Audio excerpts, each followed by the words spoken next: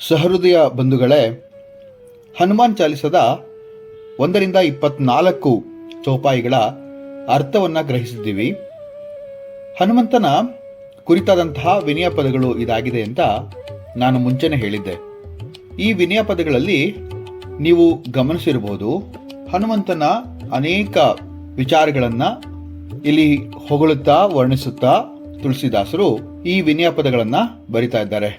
ಇಲ್ಲಿ ತನಕ ನಾವು ನೋಡಿದಂತಹ ಅಷ್ಟು ಚೌಪಾಯಿಗಳಲ್ಲಿ ಮತ್ತೆ ಮುಂದೆ ನೋಡುವಂತಹ ಇನ್ನು ಅಷ್ಟು ಚೌಪಾಯಿಗಳಲ್ಲಿ ಹನುಮಂತನ ಅನೇಕ ವಿಚಾರಗಳನ್ನು ಹೇಳ್ತಾ ಹೋಗಿದ್ದಾರೆ. ಅದರಲ್ಲಿ ಪ್ರಮುಖವಾಗಿ ಹೇಗೆ ಹನುಮಂತ ರಾಮನ ಸೇವಕನಾಗಿ, ರಾಮದಾಸನಾಗಿ, ಪ್ರಭುವಿನ ಚರಿತ್ರೆಯನ್ನ ಎಲ್ಲರಿಗೂ ಹೇಳುವಂತವನಾಗಿ, ಸೀತಾ, ರಾಮ ಮತ್ತು ಲಕ್ಷ್ಮಣನನ್ನ ತನ್ನ ಹೃದಯದಲ್ಲಿ ಶಾಶ್ವತವಾಗಿ ನೆಲೆ ಊರಿಸಿದವನಾಗಿ, ಜ್ಞಾನಿ, ಗುಣವಂತ, ಅತ್ಯಂತ ಚತುರ, ರಾಮ ಕಾರ್ಯದಲ್ಲಿ ತತ್ಪರನಾಗಿರುವಂತಹ ವ್ಯಕ್ತಿಯಾಗಿ, ಶಂಕರನ ಸುತನಾಗಿ, ಕೇಸರಿಯ ನಂದನನಾಗಿ, ಕೈಯಲ್ಲಿ ವಜ್ರ ಧ್ವಜವನ್ನ ಹಿಡಿದವನಾಗಿ, ಎಲ್ಲಾ ಒಂದು ರೀತಿಯಲ್ಲೂ ಕೂಡ ನಾವು ಹನುಮಂತನನ್ನ ನೋಡಿದ್ವಿ.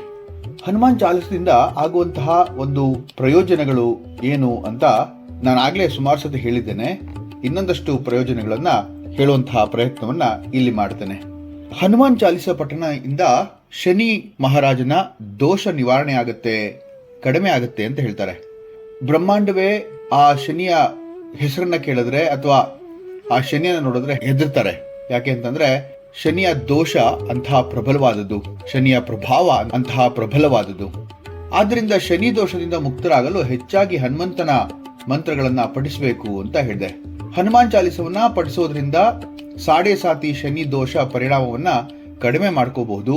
ಕುಂಡಲಿಯಲ್ಲಿ ಶನಿಯ ದುಷ್ಪರಿಣಾಮ ಎದುರಿಸುತ್ತಿರುವವರು ಶಾಂತಿ ಮತ್ತೆ ಸಮೃದ್ಧಿಗಾಗಿ ವಿಶೇಷವಾಗಿ ಶನಿವಾರದಂದು ಹನುಮಾನ್ ಚಾಲಿಸವನ್ನ ಪಠನೆ ಮಾಡಿದ್ರೆ ಬಹಳ ಒಳ್ಳೆಯದು ಅಂತ ಹೇಳ್ತಾರೆ. ಒಮ್ಮೆ ರಾವಣ ಕೂಡ ಶನಿಯನ್ನ ಬಂಧಿಸಿಟ್ಟಿದ್ದ. ಹನುಮಂತ ಶನಿಯನ್ನ ಆ ಬಂಧನ ಮುಕ್ತನಾಗಿ ಮಾಡದ ಅಂತ ಹೇಳುವಂತಹ ಒಂದು ಪುರಾಣ ಕಥೆ ಕೂಡ ಇದೆ. ಆಗ ಸ್ವತಃ ಶನಿ ಮಹಾತ್ಮನೆ ಹನುಮಂತನಿಗೆ ಧನ್ಯವಾದವನ್ನ ಅರ್ಪಿಸ್ತಾ ಹೇಳ್ತಾನಂತೆ, ಯಾರು ನಿನ್ನ ಪಠಿಸ್ತಾರೋ ನಾನು ಅವರನ್ನ ಬಾಧಿಸೋದಿಲ್ಲ ಅಂತ ಹೇಳಿ. ಈಗ ಇನ್ನು ಮುಂದಿನ 8 ಚೌಪಾಯಿಗಳು ಯಾವುವು ಅಂತ ನೋಡುವಂತಹ ಪ್ರಯತ್ನವನ್ನ ಮಾಡೋಣ. ನಾಸೈ ರೋಗ ಹರೇ ಸಬು ಪೀರ, ಜಪತ್ ನಿರಂತರ ಹನುಮಂತ ವೀರ, ಸಂಕಟ ಸೆ ಹನುಮಾನ್ छुड़ावे, मन क्रम वचन ध्यान जो लावे, सब पर राम तपस्वी राजा, तिनके काज सकल तुम साजा, और मनोरथ जो कोई लावे, तासु अमित जीवन फल पावे, चारों युग पर ताप तुम्हारा, है प्रसिद्ध जगत उजियारा, साधु संत के तुम रखवारे, असुर निकंदन राम दुलारे, अष्ट सिद्धि नवनिधि के दाता, असवर दीन जानकी माता, राम रसायन तुम्हारे पासा, सदा रहो रघुपति के दासा, नासय ರೋಗ ಹರೇ ಸಬ ಪೀರ.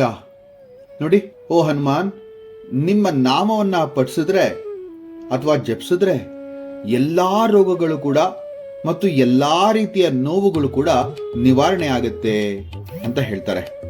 ನಾನು ಹೇಳಿದ್ದೆ, ತುಳಸಿದಾಸರು ಹಸಿಘಾಟಲ್ಲಿ ಇರಬೇಕಾದ್ರೆ ಒಂದು ರಾತ್ರಿ ಕಲಿಪುರುಷನ ಪ್ರಭಾವದಿಂದ ಅವರಿಗೆ ಅತೀವವಾದಂತಹ ನೋವು, ಭುಜದ ಒಂದು ನೋವಾಗತ್ತೆ ಅಂತ ಹೇಳಿ. ಯಾಕೆಂತಂದ್ರೆ ಕಲಿಪುರುಷ ಅವರ ಬಳಿಗೆ ಬಂದು ಬಾಧಿಸಕ್ಕೆ ಶುರು ಮಾಡ್ತಾನೆ ಅಂತ. ತಮ್ಮ ಒಂದು ಹೆಸರನ್ನ ಹೇಳಿದ್ರೆ, ತಮ್ಮ ಒಂದು ಜಪವನ್ನ ಮಾಡಿದ್ರೆ ಎಲ್ಲಾ ರೋಗ ನಿವಾರಣೆ ಆಗತ್ತೆ ಅಂತ ಹನುಮಂತನಿಗೆ ಹೇಳ್ತಾ ಇದ್ದಾರೆ. ಆದ್ದರಿಂದ ನಿಮ್ಮ ಹೆಸರನ್ನ ನಿಯಮಿತವಾಗಿ ಜಪಿಸುವುದು ಬಹಳ ಮಹತ್ವಪೂರ್ಣವಾದದ್ದು ಅಂತ. ಜಪತ ನಿರಂತರ ಹನುಮಂತ ವೀರ, ಹನುಮಂತ ಎಂಬತಕ್ಕಂತಹ ವೀರನ ನಾಮಸ್ಮರಣೆಯನ್ನ ಮಾಡ್ತಾ ಇದ್ರೆ ನಮಗೆ ಇಹಲೋಕದಲ್ಲಿ ಸಂತೋಷವನ್ನ, ಪರಲೋಕದಲ್ಲಿ ಸುಖವನ್ನ ನಾವು ಹೊಂದಬಹುದು ಅಂತ ಹೇಳ್ತಾರೆ. ಸಂಕಟತೆ ಹನುಮಾನ್ छुड़ावे, ಮನ ಕ್ರಮ ವಚನ ಧ್ಯಾನ ಜೋಲಾವೆ. ಇಲ್ಲಿ ಮನಸ್ಸು, ಕಾರ್ಯ ಮತ್ತು ಮಾತು, ಮನ ಕ್ರಮ ವಚನ ಅಂದ್ರೆ ಮನಸ್ಸು, ಕ್ರಮ ಅಂದ್ರೆ ಕಾರ್ಯ, ವಚನ ಅಂದ್ರೆ ಮಾತು. ಮನಸ್ಸು, ಕಾರ್ಯ ಮತ್ತು ಮಾತಿನಲ್ಲಿ ಯಾರು ನಿಮ್ಮನ್ನ ಧ್ಯಾನಿಸ್ತಾ ಇರ್ತಾರೋ ಅವರನ್ನ ನೀನು ಎಲ್ಲಾ ರೀತಿಯ ಬಿಕ್ಕಟ್ಟಿನಿಂದ, ಮತ್ತು ಎಲ್ಲಾ ರೀತಿಯ ಸಂಕಟದಿಂದ ಮುಕ್ತರಾಗುವಂತೆ ಮಾಡ್ತೀಯಾ ಅಂತ ಹೇಳ್ತಾರೆ. ಎಷ್ಟು ಚೆನ್ನಾಗಿ ನೋಡಿ. ಸಂಕಟತೆ ಹನುಮಾನ್ ಚುಡಾವೆ. ಚುಡಾನ ಅಂದ್ರೆ ಮುಕ್ತಗೊಳಿಸೋದು. ಯಾವ್ದ್ರಿಂದ? ಸಂಕಟದಿಂದ. ಸಂಕಟಗಳಿಂದ ಹನುಮಂತನು ಬಿಡುಗಡೆಯನ್ನ ಮಾಡ್ತಾನೆ. ಯಾವಾಗ ಮನುಷ್ಯ ಆತ್ಮಶುದ್ಧಿಯಿಂದ, ಮನಃಶುದ್ಧಿಯಿಂದ, ಕರ್ಮಶುದ್ಧಿಯಿಂದ, ವಚನ ಶುದ್ಧಿಯಿಂದ ಆ ಹನುಮಂತನನ್ನ ಧ್ಯಾನಿಸ್ತಾನೋ ಆಗ. ಸಬ್ ಪರ್ ರಾಮ ತಪಸ್ವಿ ರಾಜ, ತಿನಕೆ ಕಾಜ ಸಕಲ ತುಮ ಸಾಜ. ಶ್ರೀರಾಮರು ಎಲ್ಲಾ ರಾಜರಲ್ಲಿ ಶ್ರೇಷ್ಠ ತಪಸ್ವಿ. ರಾಮನು ಅತಿ ಶ್ರೇಷ್ಠನಾದಂತಹ ಒಂದು ತಪಸ್ವಿ ಅಂತಾನೆ ಹೇಳಿದ್ರೆ ತಪ್ಪಾಗಲ್ಲ. ಆದ್ರೆ ಭಗವಾನ್ ಶ್ರೀರಾಮರ ಎಲ್ಲಾ ಕಾರ್ಯಗಳನ್ನ ನಿರ್ವಹಿಸಲು ಸಾಧ್ಯವಾದದ್ದು ನಿಮ್ಮಿಂದಲೇ ಮಾತ್ರ ಅಲ್ವೇ? ನಿಮ್ಮ ಒಂದು ಅತುಲ ಪ್ರಯತ್ನದಿಂದಲೇ ರಾಮನ ಎಲ್ಲಾ ಕೆಲಸಗಳು ಕೂಡ ಸಿದ್ಧಿಸಿದ್ವು ಅಂತ ಹೇಳುವಂತಹ ಮಾತಿದೆ. ಔರ್ ಮನೋರಥ ಜೋ ಕೋಯಿ ಲಾವೆ. ಮನೋರಥ ಅಂತಂದ್ರೆ ಯಾವುದೇ ಹಂಬಲ, ಇಷ್ಟ, ಮನೋಭಿಷ್ಟ, ಯಾವುದೇ ಮನೋಭಿಷ್ಟವಿರಲಿ, ಯಾವುದೇ ಹಂಬಲವಿರಲಿ, ಯಾವುದೇ ಪ್ರಾಮಾಣಿಕ ಬಯಕೆ ಇರಲಿ, ಆ ಬಯಕೆಗಳಿಂದ ನಿಮ್ಮಲ್ಲಿಗೆ ಯಾರು ಬರ್ತಾರೋ ಅವರಿಗೆ ಸೋಯಿ ಅಮಿತ ಜೀವನ ಫಲ ಪಾವೆ. ಇಡೀ ಜೀವನದುದ್ದಕ್ಕೂ ಕೂಡ ಅವರು ಸಮೃದ್ಧಿಯಾದಂತಹ ಫಲವನ್ನೇ ಪಡಿತಾರೆ ಅಂತ. ಚಾರೋ ಯುಗ ಪ್ರತಾಪ ತುಮ್ಹಾರ ಹೇ ಪರಸಿದ್ಧ ಜಗತ್ ಉಜಿಯಾರ. 4 ಯುಗಗಳಲ್ಲಿ ನಿನ್ನ ಪ್ರತಾಪವಿದೆ. ಜಗತ್ತಿನ ವೈಭವಕ್ಕೆ, ಉಜ್ವಲತೆಗೆ, ಪ್ರಕಾಶತೆಗೆ ನೀನು ಕಾರಣನಾಗಿದ್ದೀಯಾ ಅಂತ ಹೇಳ್ತಾರೆ. ಯಾವ 4 ಯುಗಗಳಲ್ಲಿ ಹನುಮಂತನ ಒಂದು ಇರುವಿಕೆ ಇದೆಯೋ, ನಾನಾಗ್ಲೇ ಹೇಳಿದ್ದೆ, ಹನುಮಂತ ಚಿರಂಜೀವ, ಆತನಿಗೆ ಮರಣ ಇಲ್ಲ. ಆದ್ರಿಂದ ಆತ 4 ಯುಗಗಳಲ್ಲೂ ಕೂಡ ಇರ್ತಾನೆ. ಸತ್ಯಯುಗ ಅಂದ್ರೆ ಕೃತಾಯುಗದಿಂದ ಹಿಡಿದು ತ್ರೇತ, ದ್ವಾಪರ ಮತ್ತು ಕಲಿಯುಗದಲ್ಲೂ ಕೂಡ ಆತನ ಆವಿರ್ಭಾವತೆ ಇದ್ದೇ ಇದೆ. ಈ 4 ಯುಗಗಳಲ್ಲಿ ಕಾಣುವಂತಹ ನೀನು ತುಂಬಾ ಪ್ರಸಿದ್ಧನಾಗಿದ್ದೀಯೆ. ಹಾಗೂ ಜನರ ಒಂದು ಕಷ್ಟ ಕಾರ್ಪಣ್ಯಗಳನ್ನ ಹೋಗಲಾಡಿಸುವವನಾಗಿದ್ದೀಯೆ. ಸಾಧು ಸಂತಕ್ಕೆ ತುಮ ರಕುವಾರೆ, ಅಸುರ ನಿಕಂದನ ರಾಮ ದುಲಾರೆ. ನೀನು ಸಾಧು ಮತ್ತೆ ಸಂತರನ್ನ ರಕ್ಷಿಸುವಂತವನಾಗಿದ್ದೀಯ. ರಾಕ್ಷಸರ ನಾಶಕ, ಭಗವಾನ್ ಶ್ರೀರಾಮನ ಆರಾಧಕರನ್ನ ಉಳಿಸುವವನು, ರಕ್ಷಕನಾಗಿದ್ದೀಯ. ಸಾಧು ಸಂತಕ್ಕೆ ತುಮ ರಕುವಾರೆ, ಅಸುರ ನಿಕಂದನ ರಾಮ ದುಲಾರೆ. ರಾಮನಿಗೆ ಇಷ್ಟಕರನಾದವನು, ಅಸುರನ್ನ ನಿಗ್ರಹಿಸುವವನು ನೀನು ಆಗಿದ್ದೀಯಾ ಅಂತ ಹೇಳ್ತಾರೆ. ಅಷ್ಟ ಸಿದ್ಧಿ ನವ ನಿಧಿಕೆ ದಾತ, ಅಸಬರ ದೀನಃ ಜಾನಕಿ ಮಾತಾ. ಅಷ್ಟಸಿದ್ಧಿ ಅಂತ ಇದೆ, ನಿಮಗೆ ಗೊತ್ತಿದೆ ಅನ್ಸುತ್ತೆ. ಯೋಗ ಮಾರ್ಗದಲ್ಲಿ ಹಠಯೋಗ ಅಂತ ಒಂದಿದೆ. ಈ ಹಠಯೋಗವನ್ನ ಮಾಡುವಂತಹವರು ಈ ಅಷ್ಟಸಿದ್ಧಿಗಳನ್ನ ಪಡೆಯುವಂತಹ ಒಂದು ಪ್ರಯತ್ನವನ್ನ ಮಾಡ್ತಾರೆ. ಅದ್ಯಾವ್ದಪ್ಪ ಅಷ್ಟಸಿದ್ಧಿಗಳು ಅಂತಂದ್ರೆ ಅಣಿಮ, ಲಘಿಮ, ಮಹಿಮ, ಗರಿಮ, ಪ್ರಾಪ್ತಿ, ಪ್ರಾಕಾಮ್ಯ, ಈಶಿತ್ವ, ವಶಿತ್ವ ಅಂತ ಹೇಳ್ತಾರೆ. ಅಣಿಮ ಅಂತಂದ್ರೆ ದೇಹವನ್ನ ಅತಿ ಚಿಕ್ಕ ಗಾತ್ರಕ್ಕೆ ಇಳಿಸುವಂಥದ್ದು. ಲಘಿಮ ದೇಹವನ್ನ ಅತಿ ಹಗುರವಾಗಿ ಮಾಡಿಕೊಳ್ಳುವಂಥದ್ದು. ಮಹಿಮ ದೇಹವನ್ನ ಅತಿ ದೊಡ್ಡ ಗಾತ್ರಕ್ಕೆ ಬೆಳೆಸುವಂಥದ್ದು. ಗರಿಮ ದೇಹವನ್ನ ಅತಿ ಭಾರವನ್ನಾಗಿ ಮಾಡಿಕೊಳ್ಳುವಂಥದ್ದು. ಪ್ರಾಪ್ತಿ ಎಲ್ಲಾ ಪ್ರದೇಶಗಳಿಗೂ ಕೂಡ ಅನಿರ್ಬಂಧಿತವಾದ ಪ್ರವೇಶವನ್ನ ದೊರಕಿಸಿಕೊಳ್ಳುವಂಥದ್ದು. ಪ್ರಾಕಾಮ್ಯ ಇಷ್ಟಪಟ್ಟದ್ದನ್ನ ಪಡೆಯುವಂಥದ್ದು. ಈಶಿತ್ವ ಅಂದ್ರೆ ಎಲ್ಲದರ ಮೇಲೆ ಸಂಪೂರ್ಣ ಒಡೆತನವನ್ನ ಪಡ್ಕೊಳ್ಳುವಂಥದ್ದು. ವಶಿತ್ವ ಅಂದ್ರೆ ಎಲ್ಲವನ್ನೂ ಕೂಡ ಜಯಿಸುವಂತಹ ಶಕ್ತಿಯನ್ನ ಹೊಂದುವಂಥದ್ದು ಅಂತ ಹೇಳ್ತಾರೆ. ಇನ್ನೊಂದು ನಂಬಿಕೆ ಇದೆ, ಹನುಮಾನ್ ಚಾಲಿಸವನ್ನ ಯಾರು ಪಠಿಸ್ತಾರೋ ಅವರಿಗೆ ಹನುಮಂತನು ಈ ಅಷ್ಟಸಿದ್ಧಿಗಳನ್ನ ದಯಪಾಲಿಸ್ತಾನೆ ಅಂತ ಕೂಡ ಹೇಳೊಂದಿದೆ. ಅದೇ ಅಷ್ಟಸಿದ್ಧಿ. ಮುಂದೆ ನವನಿಧಿ ಅಂತ ಹೇಳಿದ್ದಾರೆ.